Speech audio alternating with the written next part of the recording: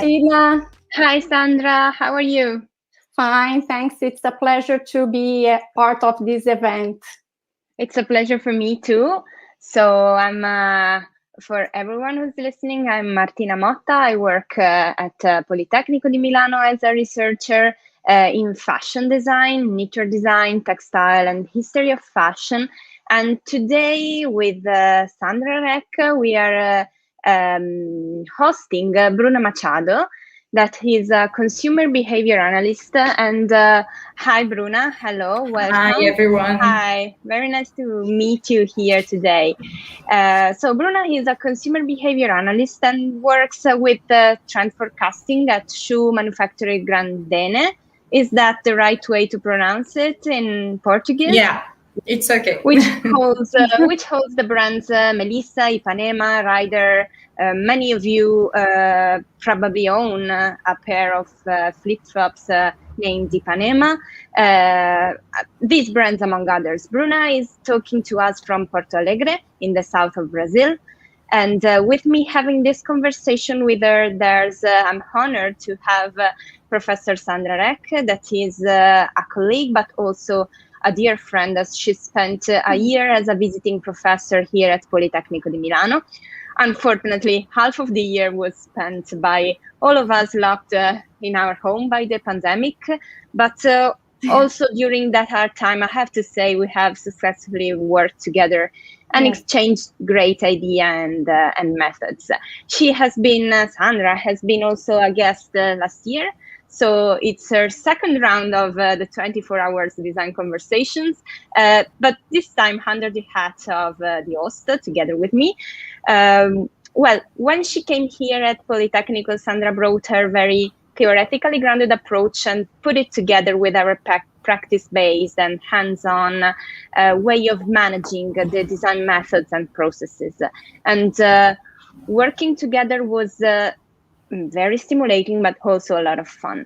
Sandra is an expert in the field of trend researching, and she involved Bruna in this conversation that we decided to focus exactly on the practice of the work that Bruna does. Well, trend forecasting can seem to most of people a sort of activity that is close to divination, something very ephemeral. Well, we have to say it is strongly connected with social behaviors, with the spirit of the time, with the envisioning of big happenings and changes in the next future. So very connected also to what we are talking about today, the macro things we are going through today. Bruna chose to place herself under the cluster understanding the design practice with the statement, I'm going to read it, as designers and researchers, we should keep up with the changes that lay ahead of us. New perspectives and methods are emerging and work dynamics are shifting. But what I believe it does not change over time is the relevance of human creativity, the ability to innovate, to embrace the unknown, and to break the rules of the ordinary. Well, here are so many interesting words that we could go on talking, for hours. But I would start from, indeed, a very small and concrete thing I noticed while reading Bruna's biography. That is that she attended an MA course that has the name of Clothing Design and Fashion. And why this is interesting?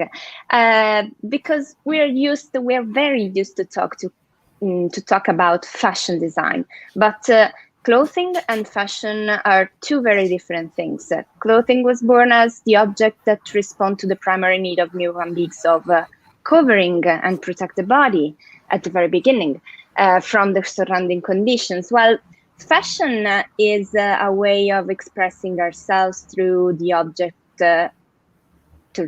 through clothing, through accessories. It's a way we have of being part of a popular culture, which is a reflection of cultural forces as well as social factors.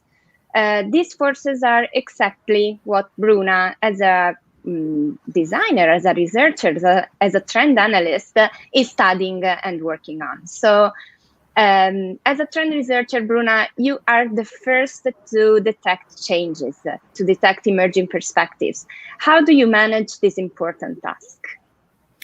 And how do you feel in doing it? So thank you for having me, let's say that. But it's quite a challenge, and we cannot say that we are sure of everything. Yeah, we don't know the future, but we gather information, so it gives us a perspective of over the shifts that are happening in our world. But you talked about the forces that impact my work in a specific, and obviously I'm tracking like economic forces, political, science and technology. But for me specifically, in a particularly, I'm tracking how different parts of Brazil behave. So the cultural aspect, as you mentioned, is a big part of this work. And we have a very wide country over here, and so different of their background, and what they understand is fashionable and their take on taste and style. So understanding that from not only my point of view, but sharing information among other researchers and listening and watching how people present themselves through fashion is really a challenge, taking that we have a wide country, as I said. So this force of how culture impact on different regions of Brazil is very important to me. So that's what I'm trying to figure it out. And how do you identify the strongest forces that are ongoing around? All right, so I think we have to have a look at cross-cultural analysis, that we understand if it is happening in one culture and we see the same pattern in different cultures, so it's a strong trend, and also among industries. So it's happening in fashion and it repeats itself on the food and drinks industry or even hospitality industry. So we can say it's a strong trend, right? And we can also think about how this trend is happening across different business, right? If we are tracking startups doing a movement, and then we can see projects from big corporations happening. Oh, okay, it's gaining traction, it's becoming more popular. So I believe cross-cultural analysis can tell you if it is a strong trend or not. It's just a fad, right? And does it happen a lot to identify these cross-cultural trends? I mean, they are frequent? Or Yeah, it's something for sure. that happens once a year? No, I can see that many movements, they are happening at the same time, right? And we can see markets reacting to that in with their specific ways of tackling the innovation, but we can actually see them repeating. Yeah. So I think the smart part of the design project is to how do you embrace that? So it's not just tracking these trends, it's how do you use that into your business, right? And that's, for me, is the magical moment when things become part of the world, part of the culture, it serves the customers, and it impacts on people's lives. Yeah, so that's the shift is not just tracking, is how do you put that into practice, right? Yeah, right. And I think this is what is interesting, is that it's not only about fashion. I mean, it's something that regards everyone, every aspect of our life, and also every country in the world. I'm sure there are differences around countries and continents. Maybe Sandra can give us some examples about this, about something she detected in one place and then found in another one, or found it completely different in another one. Oh, okay. Bruna, I have a question for you. And how do you and your colleagues research trends and keep creative during these online times? Do you have any tips for younger designers? Yeah, but to even talk about what Martina brought up to our conversation, right? We can see in different countries trends happening, right? And how can we track that is also being very specific of how our country is adapting this trend, right? So let's talk about like sustainability. It's a big issue, big umbrella, right? It's not just the only biggest a trend. one at the moment. One of the biggest ones. And how do I make, for me, it's a challenge in my company. How do we make that accessible? We don't have like to the mass market. It's not something so valuable, even though people will say, oh, for sure, for me, it's very important. But how do you make it part of the design process? It does not cost anything more. It's part of what you offer, what you put out there in the world, you see. So we see these different behaviors. You talked, Martina, about what is happening in other countries, and maybe this conscious about the sustainable products and practice is very widespread. But here in Brazil, even though people say, yes, I prefer sustainable products, do they pay more for a different way of doing this product, or a different material, or a different logic in the design process? Many times they don't pay more, right? So how do I make it not more expensive is part of the design, you see? So you get the most sustainable product like that. And then to answer Sandra, and she asked, how do we keep creative? We have to change how we did things in the past. Like every time you make innovation in how do you present trends, right? We are very used to reports, for example. We get them from a platform or international platform. We access online and we can read that. But to the design team that I'm working on, how do I make a different impact on them? Like through a webinar, through a podcast, through social media? How do I make people connect to this trend and be inspired? If we are doing online events, as we are doing right now, and we just keep on doing the same way, then over time, it will become just ordinary, right? And will not move me as a designer, as a researcher. I won't feel that inspired. So we have to change how we present these trends as well. So for once, let's make it an example. I was talking about color with my team. And then when I appeared on camera, it was an online meeting, right? And then when I appeared on camera, I was like full of colors, you know, my makeup, my clothes, I was very vibrating. And it was kind of funny because I was making a joke, like, because I was so colorful that it was actually weird. But that made a memory, and people were, okay, we are talking about color. Let's see what she's talking about. So yeah, making use of these presentations that are more engaging. I think it's a challenge because we are just looking at screens from time over time. Okay, it's great because we can connect from people all over the world. Like I'm talking to Martina, which is in Italy. I'm talking to Sandra, which is who is in a different region from Brazil. And that's great. But also, how do we make these encounters more meaningful and more creative? And it can even not be only on screen. I can send something to the house of this person that is part of my design team. I can make, as I said, a podcast. Maybe she can listen. And this is a different kind of appeal to the person who is getting this information. So I think as a researchers and trend forecasting, we also should be creative of how we present trends, right? Okay. Did I get the both answers? Yes, absolutely. And you were introducing something that I was planning to ask you.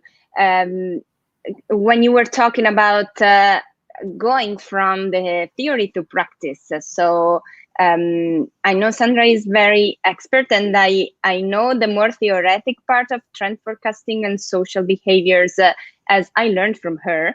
But how do you balance how do you manage that step, going from the key concepts and methods of analysis to, I mean, an efficient field observation of the existing?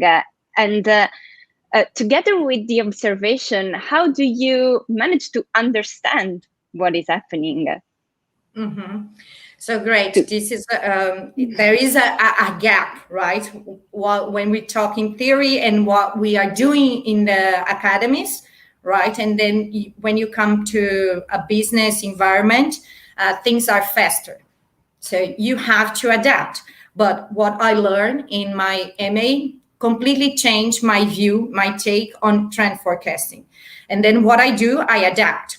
Sometimes we do in the academy, we do have to follow some steps, right? The methodology, because it's science. So you have to do one step over another and you have to follow that. But when I am in my business, in the business that I work in, right? Not my business, but what I maybe one day. Maybe, no, it's a huge corporation. But what I do and with the trend forecasting team is we adapt. So maybe a methodology will take like many weeks to follow through. So how do I take the essential, the idea, the overall, and understand what is, it cannot be changed. It cannot, this step cannot change. I cannot do this before that. I cannot take it out. So I look at that and then, okay, now let's do it with the time frame that we have. And as I learned in MA, I became I became smarter of how to apply that, so I can do it faster, right? And when I was a student, I was just starting, so everything, like I studied semiotics, the narrative semiotics, the French current, right? And then nowadays I apply that, but in a more accessible way and faster because I'm trained to do that. Right.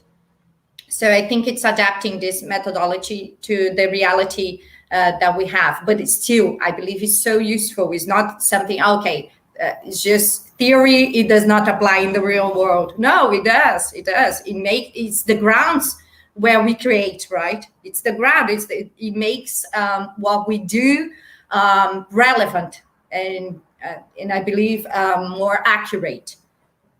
Speaking of the trend forecasting process, right? Right. Okay. And to recall what Sandra was asking earlier, do you have any practical tips for younger students or young designers in doing this jump into the job world? Yeah, I believe the trend forecasting, it's a daily practice. So you do have to have habits of tracking trends, like in your daily routine, not doing that, okay, now I'm starting this process. You have to make it part of your daily life, right? Checking some websites, checking social media, if we are talking about desk research, right? Or even if you go out, like if you can, in Brazil right now it's a bit difficult, but if you are checking what is happening in the city, you have to make it part of your daily life, right?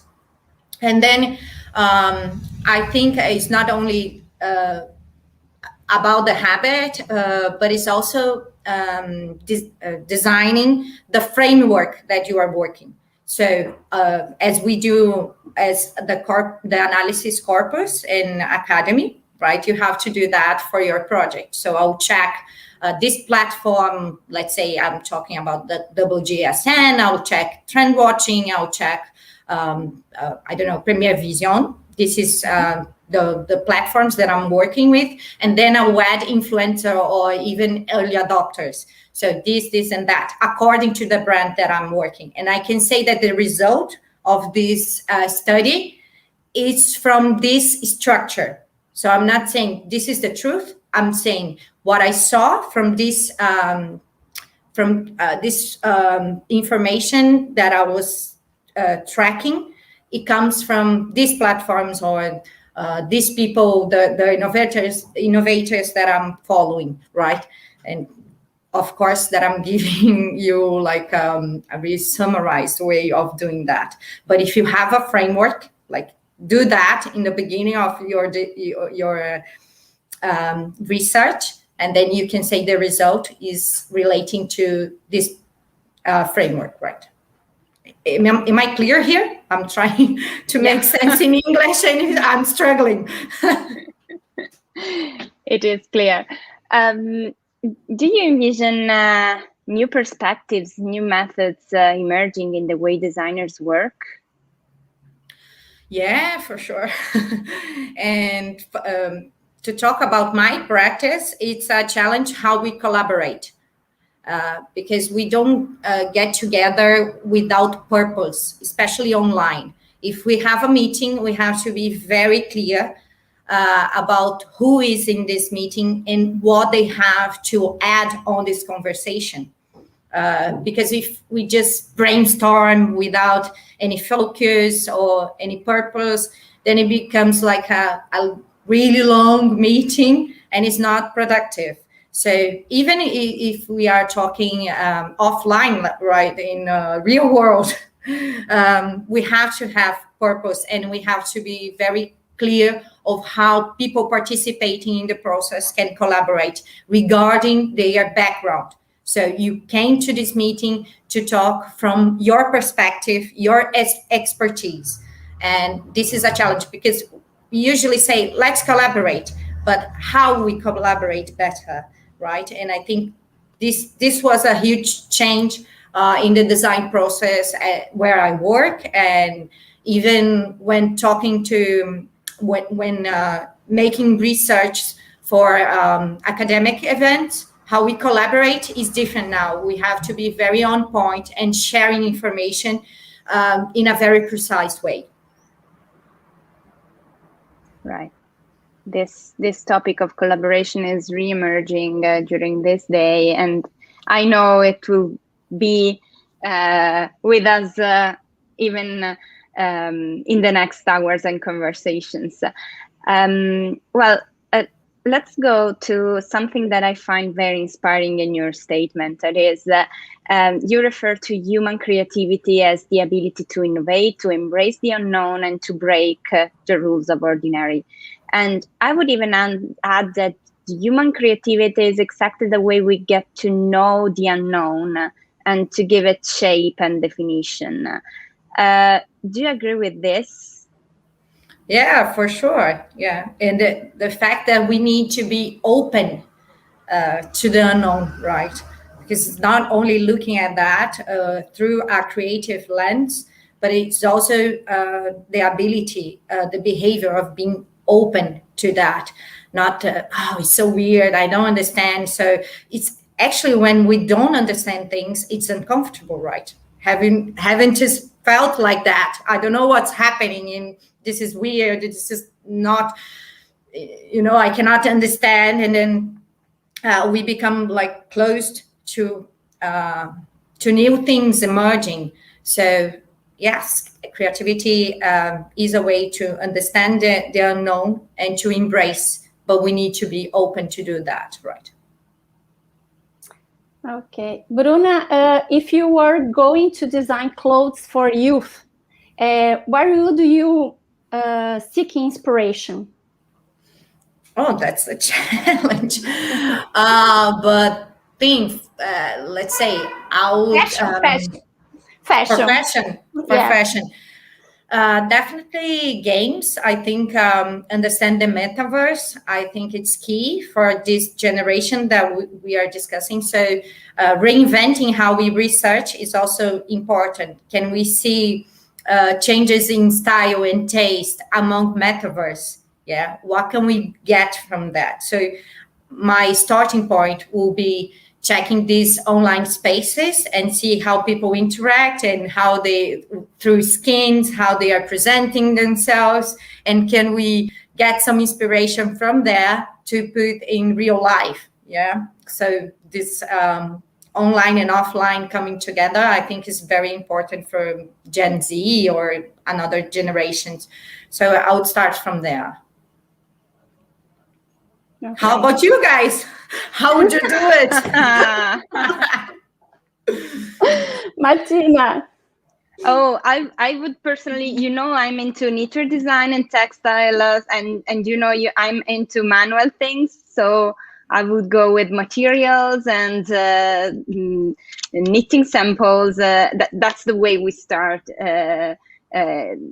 Like it's a sort of more personal and material feeling for my way of working as a designer in this way. Right. So I'm not that much into trend forecasting. That's why I find very interesting this conversation, because I have to learn. But then we can talk about how manual things are becoming a trend, right? How do-it-yourself is a big thing right now. We in Brazil we have seen this boom that actually happens globally. The tie-dye, for example, it was a big thing, and now it's obviously not so hype. But then it's how about people experimenting themselves in their houses and trying to even knit or do more experimental things in-house, like challenging themselves. And this is a very interesting point of view. And even what are the materials that they are using, how they are applying these techniques at their homes, and how is fashion houses adapting and recreating the same practices. So I think would be a very interesting. You're right. I'm creating an event in mid-July, and we're going to do some crochet together with the public. And I have a huge company, a big company, a European company that do a sponsorship. So they are giving us yarns and crochet hooks, and I ordered that at the beginning of last month. And we are waiting for colors and for crochet hook, because they're not able to follow to meet the request for the huge request that has increased. They said about 40% more. It's quite incredible, especially because it's summer here, and during summer. Doing crochet and knitting is something that is very on top of the wave in winter here. But when it's hot, you go out, you don't stay home and manage wool. It's quite strange. Yeah, but that's happening. And we can also see that like many groups of people, they are using embroidery with more youthful messages like feminism and things like that, how this is gaining traction, and what are the messages that are put into this practice. This is quite interesting. This is a cultural expression that it's very unique, right? And over here in Brazil, we have seen like even for cloth that we use in to dry the dishes, right? They are making different embroideries, more interesting or provocative for this kind of product. So I think this is gaining traction. Like, how do you get things from your house to become more interesting in a very specific and particular way that reflects your personality, even with the cloth that you dry your dishes, right? You embroidery and you make them more cheeky, and more funny in a way. Yeah, so. And it comes from designers, but also from common people. That's the thing. You can do it by yourself. You can add message. You can personalize. You can also maybe mend and repair, and so going towards that thing of sustainability and to love what you own and to care of the things you have.